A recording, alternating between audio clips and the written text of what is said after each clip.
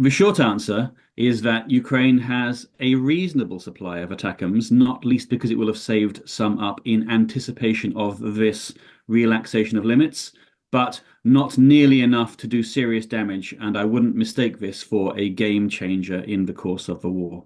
It does make a real difference if you can hit Russian supply lines and the Russian and Russian troop gatherings inside Russia, then you are hugely limiting Russia's ability to mobilize against you and to attack. So it's an enormous step.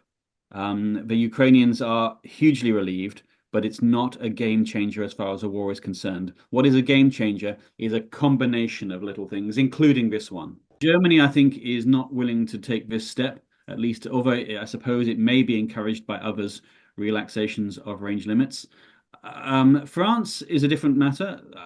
President Macron has been out front in terms of uh, making the case for Ukraine to win this war and has even mooted troops on the ground, in fact. So I think France would be amenable to following step.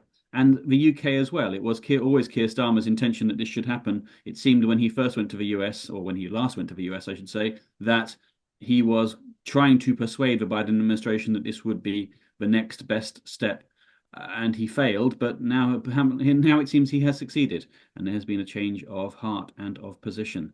So I think yes, UK Storm Shadows and French Scalps may well follow suit.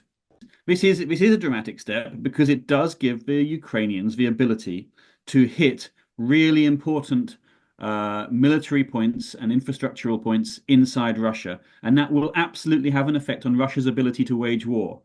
But it won't win Ukraine the war outright, and certainly not in the immediate future, and not at all, to be perfectly honest with you. The truth is that for Ukraine to win the war, we have to do an awful lot more to squeeze Russia than we are now.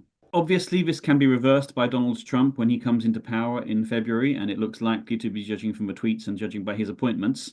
So there is the understanding that that Ukraine needs to do all that it can between now and January, mid-January, in order to get itself into that best possible position, because it might well be more handicapped than it ever has been before come 20th January.